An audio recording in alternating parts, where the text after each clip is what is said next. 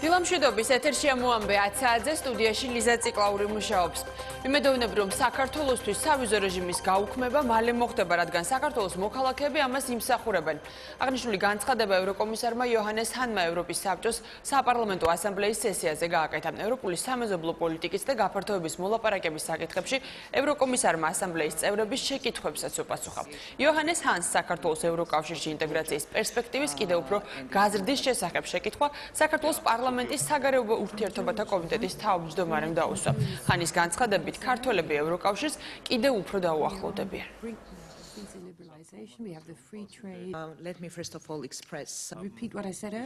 ვიმედოვნებ რომ საქართველოსთვის სავიზო რეჟიმის გაუქმებას მალე ვიხილავთ, რადგან საქართველოს მოქალაქეები ამას იმსახურებენ.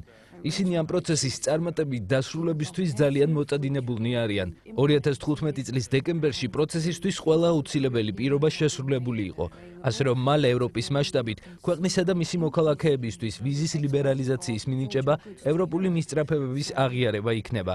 დაიწყება ღრმა და ყოვლისმომცველი თავისუფალი სავაჭრო სივრცის შესახებ შეთანხმების განხორციელება. დღეს ევროპაში მთელი რიგი ქართული პროდუქციის ექსპორტის ზრდა შეინიშნება. პირველ შედეგებს უკვე ვხედავთ. ვფიქრობთ, ყველასთვის თვალშისაცემი გახდება ის გარემოება, რომ ქართველები ევროკავშირს კიდევ უფრო დაუახლოვდებიან. საქართველოსთვის ვიზა ლიბერალიზაციის მინიჭების საკითხზე მსჯელობა ბრიუსელში 2 თებერვალს გაიმართება. ქართული მხარე მიიჩნევს, რომ ვიზა ლიბერალიზაციის პროცესი დასკვნით ეტაპზეა. ამის გარანტად უმრავლესობაში საქართველოს მიერ მიღწეულ პროგრესსა და ქვეყნის მიერ შესრულებულ ნაკის ვალდებულებებს ასახელებენ. მათივე თქმით, საქართველოს აქვს საერთაშორისო საზოგადოების მხარდაჭერა, შესაბამისად 2 თებერვალს უმრავლესობაში პოზიტიურ შედეგებს ელოდებიან. მიუხედავად ურთულესი სიტუაციისა ზოგიერთ დარგში, ტენდენციები პოზიტიურია და ვფიქრობ ამას არა მარტო ჩვენ შეიძლება კიდევ უფრო ნაკლებად, მაგრამ საერთაშორისო დონეზე საკმაოდ პოზიტიურად აფასებენ. ამიტომ მოვალე პოზიტიურ გადაწყვეტილებას. ჩვენ ვეღირსებით ძალიან მოკლე ხანში გამარტივებული წესით ვიზების მიღებას და ეს ძალიან წაადგება ჩვენი ქვეყნის სავაჭრო, ეკონომიკურ და ყველანაირი ტიპის განვითარებას. საკონსტიტუციო კომისიის ადამიანის ძირითადი უფლებებისა და თავისუფლების სასამართლო ხელისუფლების საქართველოს კონსტიტუციის პრეამბულისა და ზოგადი და გარდამავალი დებულებების საკითხთა სამუშაო ჯგუფი დღეს მეორე შეხვედრას გამართავს. ჯგუფის განსახილველ თემებს შორის სასამართლო ხელისუფლების, ადამიანის სოციალური უფლებების რამდენიმე პროექტსა და სახალხო დამცველის ინსტიტუტის სრულყოფის საკითხები იქნება. სამუშაო შეხვედრაზე რამდენიმე ინიციატივაზეც იმსჯელებენ. მათ შორის ერთ-ერთია მართლმსაჯულების სისტემა, რომელიც მოსამართლეების დანიშვნის წესს და საკონსტიტუციო სასამართლო უფლებამოსილების გაზრდას შეეხება.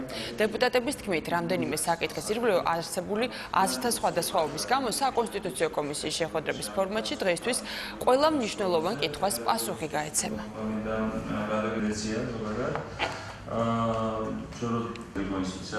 საკონსტიტუციო კომისია მსჯელობს მთლიანად კონსტიტუციის რედაქციაზე, ახალ რედაქციაზე და რომელიმე ერთი კონკრეტულად ამოგლეჯილი საკითხი, ხა ჟურნალისტებს ხშირად დაინტერესებთ აი პრეზიდენტის არჩევის წესი, გადატანა გადმოტანის საკითხი, კიდე საპარლამენტო არჩევნები როგორი წესით ჩატარდება. კიდევ ერთხელ მინდა ხაზი გავუსვა საკონსტიტუციო კომისიის მუშაობის ფარგლებში გაეცემა ამ და კიდე ძალიან ბევრ სხვა საინტერესო საკითხს პასუხი. წარმოდგენილი არის რამდენიმე პროექტი, ეს არის სოციალურ უფლებებთან დაკავშირებული პროექტები, ეს არის სახალხო დამცველის ინსტიტუტის სრულყოფასთან დაკავშირებული პროექტი, რომელიც ძალიან მნიშვნელოვანია. დღეს ასევე მორიგშხლომას გამართავს კვალიფიციური პარტიების საკოორდინაციო საბჭო. ჯგუფის წევრები ამჯერად ადგილობრივი თვითმმართველობის თემაზე მომუშავე ექსპერტებს შეხვდებიან. საკოორდინაციო საბჭოში შემავალი სუბიექტები მიიჩნევენ, რომ 2017 წლის არჩევნებისთვის საარჩევნო კანონმდებლობა უნდა დაიხვეწოს. მათი აზრით, რწმუნებულებს გამგებლების ნაცვლად მოსახლეობა პირდაპირ გზით უნდა ირჩევდეს. ჯგუფის შემუშავებულ დოკუმენტს პარლამენტსა და საზოგადოებას დაახლოებით 1 თვეში წარუდგენს. აუცილებელია რომ სოფლის დონეზე, ანუ თემებში ის რწმუნებულები, რომლებიც დღეს ინიშნებიან მუნიციპალიტეტის გამგებლის მიერ, აღარ იყვნენ დანიშნვითები და ისინი პირდაპირ წესით აირჩიონ მოსახლეობამ თემებმა და მათ დაერქვათ მამასახლისები. და მოვითხოვ ძალიან კატეგორიულად, რომ ამ ადგილობრივი არჩევნებისათვის, რომელიც 2017 წლის შემოდგომაზე იქნება, უკვე საარჩევნო კოდექსში ასახული იყოს ეს ცვლილებები და ჩავატაროთ სამართლიანი არჩევნები თვითმმართველობის დონეზე. სასამართლო რეფორმის მესამე ტალღაზე პრეზიდენტის შენიშვნები პარლამენტს უკვე გადაეგზავნა. დეპუტატებს განსახილველად და საკუთარი პოზიციების დასაფიქსირებლად 15 დღიანი ვადა აქვს. უმრავლესობაში ვეტოს დასაძლევად არიან განწყობილები. მმართველი გუნდის წევრები პრეზიდენტის შენიშვნების სრულყოფილად განხილვას გეგმავენ. ოპოზიციაში კი მიიჩნევენ, რომ ვეტო საფუძვლიანია, თუმცა დაგვიანებული. ნაციონალურ მოძრაობაში აცხადებენ, რომ ვეტოს დაძლევას მხარს არ დაუჭერენ. ჩემთვის ცოტა იყოს გასაკვირია პრეზიდენტის გადაწყვეტილება, ცოტა იყოს გასაკვირია თან უადგილოს ვეტო, რომელიც მის მიერ იქნა გამოყენებული, თუმცა მოგიხსენებათ, ჩვენ ამ საკითხს შევხვდით ოლიმპიური სიმშვიდით, კონკრეტულად ჩვენ ვაპირებთ განვიხილოთ ყველა ის შენიშვნა, რომელიც არის მის მიერ დაფიქსირებული უკვე გადმოგზავნილ დოკუმენტში და ამის მერე გამოხატოთ ჩვენი პოზიცია. იქნება ეს ვეტოს დაძლევა, თუ იქნება დათანხმება. მე მას მოუწოდებ, რომ ასეთ მნიშვნელოვან თემებზე უფრო აქტიური იყოს მთელ პროცესის განმავლობაში და ეს კანონური პროექტი დიდი ხანია განიხილება და ჩვენ დიდი ხანია ვამბობთ ნაციონალურ მოძრაობა, რომ ეს კანონი მიზნად ემსახურება იმას, რომ უფრო მეტი მონოპოლიზება მოხდეს ხელისუფლების ხელში სასამართლო ბერკეტის. ვიცე-პოლკოვნიკ გიორგი ცერცვაძის საქმეზე კიევის სააპელაციო სასამართლოში დღეს იმსჯელებენ. დაკავებულის ადვოკატის ასისტენტი მოამბესთან საუბარში აღნიშნავს, რომ დაცვის მხარემ გამოითხოვა ყველა საჭირო დოკუმენტი და მიმართა ყველა კომპეტენტურ უწყებას. შესაბამისად იმედოვნებენ, რომ ქართველი პოლკოვნიკიც გათავისუფლება მოხდება. შეგახსენებთ, რომ გიორგი ცერცვაძე უკრაინის სამართალდამცველებმა 15 იანვარს მოსკოვის მოთხოვნის საფუძველზე დააკავეს. რუსული მხარე მას 2003 წელს მომხდარ მკვლელობაში ადანაშაულებს. საერთაშორისო მასშტაბით ძიება მასზე 2016 წელს გამოცხადდა.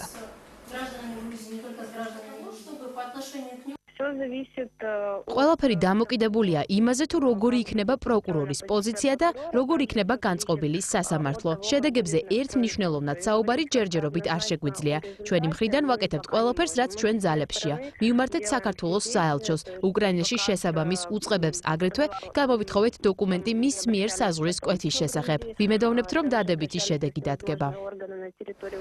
ეგრეთ წოდებული კაბელების საქმეზე სასამართლოს გადაწყვეტილება ცნობილი დღეს გახდება. თბილისის სააპელაციო სასამართლოში განაჩენი 15 საათზე გამოცხადდება. აღნიშნულ საქმეზე თავდაცვის სამინისტროს 5 ყოფილი მაღალჩინოსანი 2014 წლის 28 ოქტომბერს დააკავეს. ბრალდებულებს გიორგი ლობჟანიძეს, არჩილ ალავიძეს, დავით ციფურიას, გიზო ღლონცსა და ნუგზარ კაიშაურს 4 მილიონ ლარზე მეტი საბიუჯეტო თანხის გაფლანგვა ედებათ ბრალად. წარდგენილ ბრალდში თავდაცვის სამინისტროს 5 ყოფილი მაღალჩინოსანი თბილისის საქალაქო სასამართლომ დამნაშავეცნო და 7 წლით თავისუფლების აღკვეთა შეუფარდა. დაცვის მხარემ აღნიშნული გადაწყვეტილება სააპელაციო სასამართლოში გაასაჩივრა. ცენტრპოინტის საქმის მორიგი პროცესი გაიმართება დღესვე. საქმე ბრალდების მხარის მტკიცებულებების განხილვით გაგრძელდება. მაია რჩეულიშვილის ადვოკატის განცხადებით, მისი დაცვის ქვეშ მყოფის ჯანმრთელობის მდგომარეობა კვლავ მძიმეა. ადვოკატი მარინა ცუცქირიძე პენიტენციური დაწესებულებიდან გამოთხოვილი დოკუმენტაციის მიღებას ელოდება, რათა მან მოსამართლეს პროცესის კლინიკაში ჩატარების შუამდგომლობით კიდევ ერთხელ მიმართოს. მისი ჯანმრთელობის მდგომარეობა არის ისევე მძიმე, მას ისევე აქვს სურვილი და ისევე გამოთქვავს თავის სურვილს, რომ დაესწროს სასამართლო პროცესზე. ამ დღეებში უკვე გვექნება ყველა აუცილებელი და საჭირო მტკიცებულება მისი ჯანმრთელობის მდგომარეობის შესახებ და როგორც კი გვექნება, იმ დღესვე ამას წარუდგენთ სასამართლო და შესაბამისად შუამდგომლობასაც დავაყენებთ. სამართალდამცველებმა ქურდული სამყაროს წევრობის ბრალდებით თბილისში 2 პირი გადააკავეს. გამოძიებამ დაადგინა, რომ მიკროავტობუსების მოიჯარემ ძღოლს თბილისში ერთ-ერთ სამარშრუტო ხაზზე მუშაობის სანაცვლოდ გარკვეულ თანხას ისინი სისტემატურად ძალავდნენ.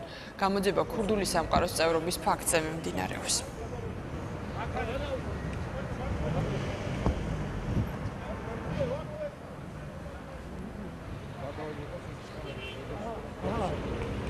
და რა ვითარება ქვეყნის ფარგლებს გარეთ 28 ადამიანი დაიღუპა და 50-მდე დაშავდა სომალის დედაქალაქში სასტუმროზე განხორციელებული თავდასხმის შედეგად. გავრცელებული ინფორმაციით, სასტუმროს შესასვლელთან დანაღმული ავტომობილი აფეთქდა, შემდეგ კი შენობაში ტერორისტული დაჯგუფება ალ-შაბააბის წევრები შეიჭრნენ და ცეცხლი გახსნეს. კიდევ ერთი დანაღმული ავტომობილი კი მას შემდეგ აფეთქდა, რაც დაშავებულთა დასახმარებლად ტერიტორიაზე სასწრაფო დახმარებისა და სააპატრულო ეკიპაჟები გამოჩნდნენ. სამართალდამცველების განცხადებით, თავდასხმის დროს სასტუმროში ქვეყნის პარლამენტის წევრები უნდა შეკრებილიყვნენ. ტერორისტებს სამიზნეს სავარაუდოდ სწორედ კანონმდებლები წარმოადგენდნენ. The government is actually branding the attack a failure. მასშტაბური რეიდები გერმანიაში სამართალდამცველებმა ისლამისტებთან კავშირში ეჭვმიტანილი 6 პირი დააკავეს. კიდევ ერთი ძიება გრძელდება სპეცოპერაციის ფარგლებში სამართალდამცველებმა ქვეყნის 6 რეგიონში 200-ზე მეტი საცხოვრებელი სახლი და თავშესაფარი გაჩხრიგეს.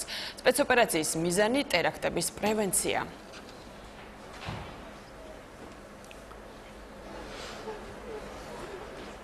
მექსიკის პრეზიდენტი შეერთებულ შტატებთან საერთო საზღვარზე გამყოფი კედლის მშენებლობის დაფინანსებაზე უარს აცხადებს. ახლად არჩეულმა პრეზიდენტმა დონალდ ტრამპმა კი დამცავი კედლის აღმართვის შესახებ განკარგულებას ხელი უკვე მოაწერა და მოითხოვს, რომ აღნიშნული მშენებლობისთვის ფინანსური სახსრები სწორედ მექსიკამ გამოყოს.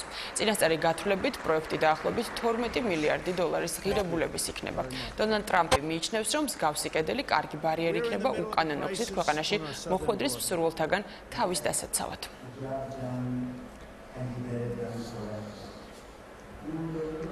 მომბე 10 საათზე ამით დასრულებულია. გმადლობთ ყურადღებისთვის. ახალი ამბებით და ვრცელი გამოშვებით 12 საათზე დავბრუნდებით პირდაპირ ეთერში.